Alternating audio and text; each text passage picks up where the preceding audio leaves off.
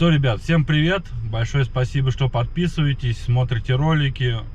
Мне очень приятно. Я даже, честно сказать, не думал, что будут такие просмотры. Вот. Прошло практически 2 недели, и проехал я 1920 километров. Сегодня поедем на первое ТО, как на первое, на нулевое ТО. Посмотрим, сколько денег выйдет, почему надо проходить ТО. Это уже расскажет менеджер, потому что мне рассказывал. Честно сказать, не хочу пересказывать, он сам это лично расскажет.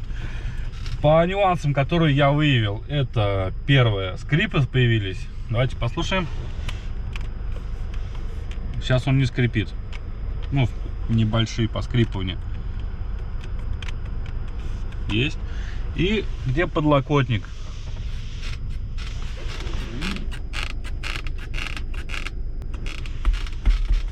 Сука. Вот. По поводу приборной панели.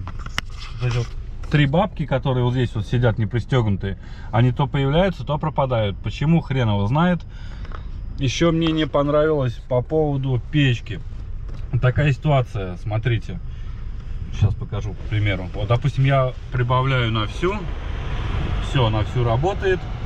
Здесь практически не дует в этих дефлекторах боковых, которые по бокам, точнее, у центральных практически не дует. А в боковых более-менее что-то дует. Когда выключаешь ноги, они начинают нормально дуть. По мне так не должно быть, хотя бы какой-то воздух должен исходить из них. А когда включены ноги, то, соответственно, вот эти вот практически не дуют. Минус, по мне тогда, сегодня спрошу у менеджера, что, как, почему. По поводу датчиков давления в шинах. Датчики всегда показывают разную температуру. С чем это связано, хрен знает. Может, с морозами, может, там влага или еще что-то.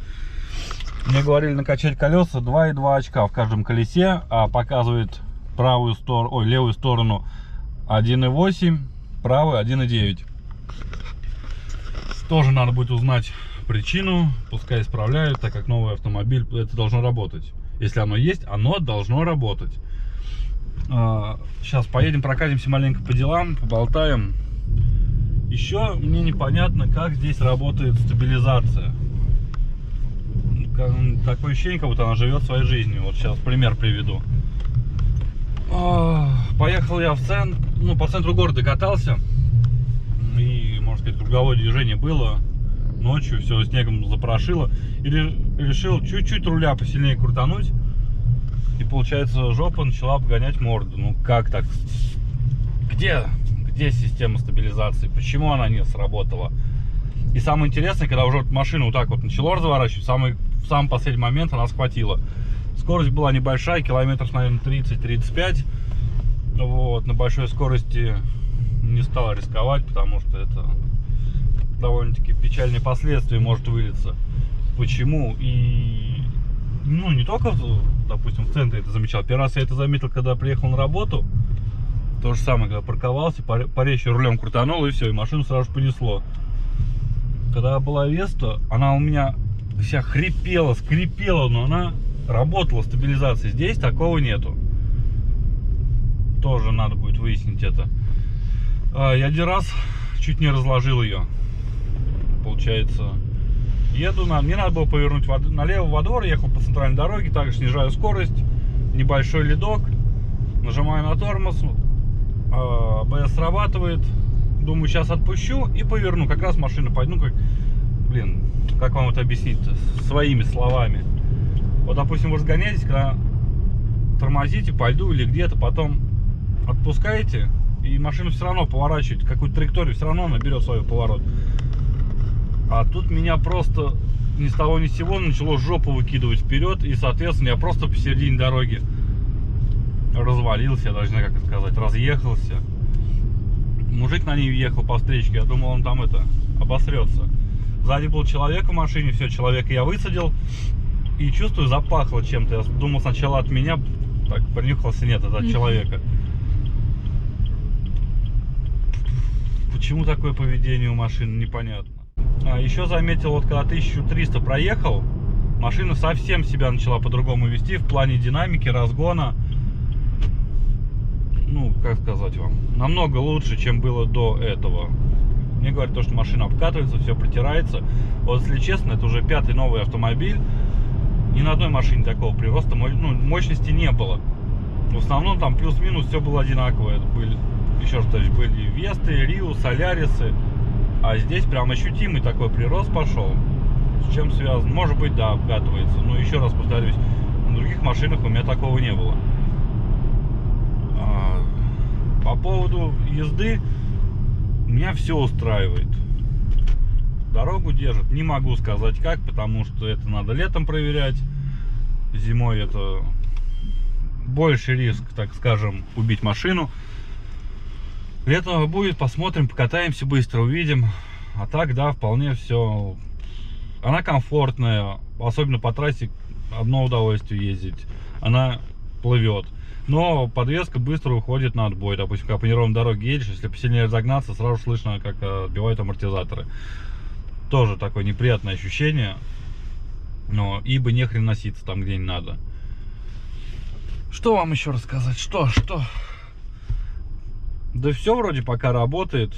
Все устраивает. Пока глюков никаких не было. Вот кроме системы стабилизации. Вот, очистник. Вообще классная тема. Уроды, блядь. Сделать нормально не могли. Ну вот что это?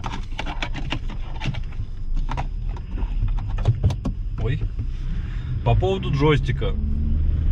Все высказывали там свое недовольство, то, что надо дергать им туда-сюда. Честно, охрененная, полезная, ну, не полезная, а удобная штука. Я привык очень хорошо, чем вот тут рукой дрочишь туда-сюда, тут одним пальцем переключаешь, и как бы, ну, никаких проблем нету. С чего многие начали гудеть в плане этого, непонятно.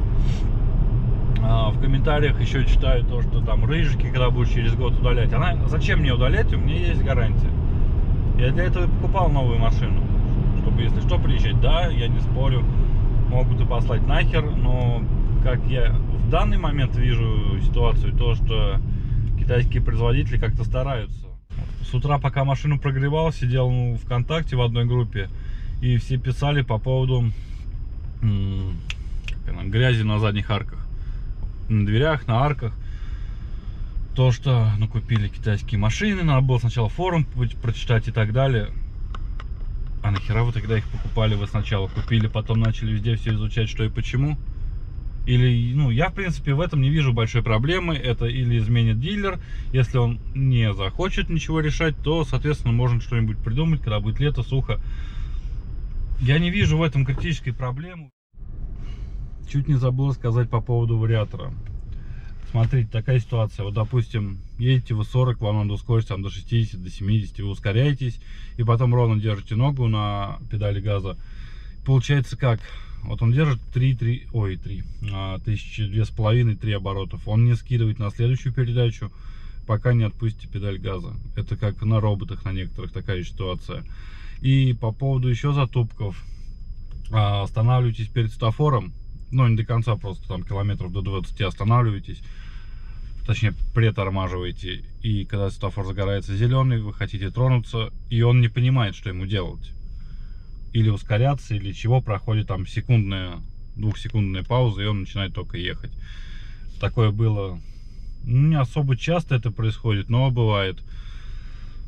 По расходу город 11-12 снизился, и трасса 8. Дальше будет видно. Соответственно, сейчас масло поменяют. Может быть, как говорят, может не быть. Посмотрим. Все, автомобиль я отдал на ТО. Сейчас узнаем у менеджера, у Алексея, что почем, надо, не надо делать.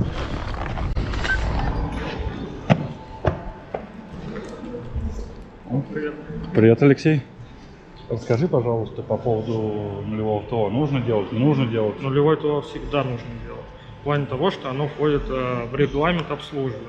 И если его не проходить, то в дальнейшем, если что-то случится по гарантии по двигателю, дистрибьютор может обратить на это внимание. И если оно не пройдено, соответственно, возможно быть отказы по гарантийному обслуживанию.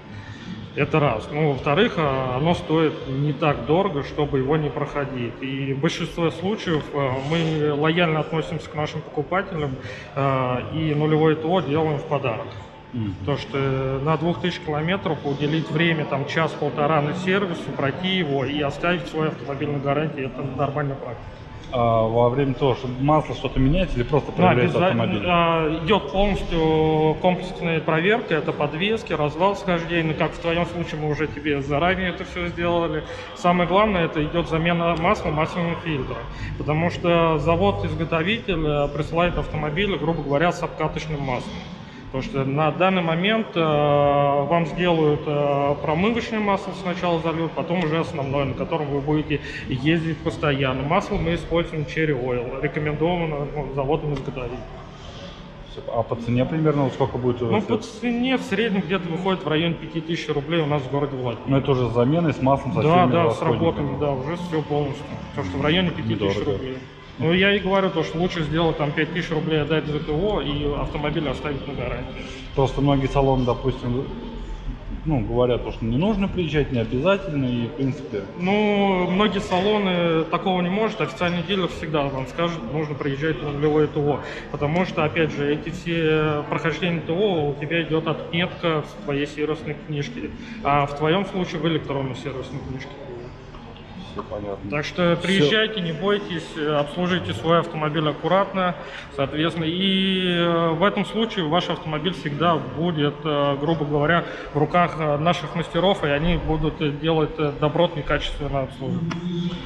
Все, надеюсь, ответили по поводу ТО, больше вопросов задаваться не будет. Ну что, все, ТО закончено, сейчас покажу, насколько это вышло. Для меня это бесплатно, а для вас это может быть 5120. Получается, как я понял, вот ТО техническое обслуживание 2400, это за работу. И по материалам шайба, смазка, масло и фильтр масляный. Всего на 2700. Общая стоимость 5120. В принципе, нормально, тем более для кроссовера, я считаю, вполне гуманный ценник. Так что исправили ошибку по датчикам в колесах. Там что-то ходили, перепрограммировали. Вон, 3 девицы появились. По поводу выворота колес. Когда разворачиваешься, задевало арки. Они посмотрели в ремзоне, сказали, все нормально, может быть снег налипает или еще что-то. Но когда машину полностью помыли, данной проблемы не было. А так, в принципе, с машиной все нормально. Если что-то будет не так, соответственно, я вам все расскажу, покажу. Пока рассказывать больше нечего, ничего не случилось. Так что, ребят, не забываем про группу ВКонтакте. Ссылка будет в описании. Переходим, скидываем свои тачки, кто какие покупает, кто что туда... Кто что делает, там шумка, не шумка, рассказывайте, будет интересно. И какие проблемы были, с какими сталкивались, как устраняли. Ну, в принципе, все, скидывайте. Всем удачи, пока-пока, увидимся, когда увидимся.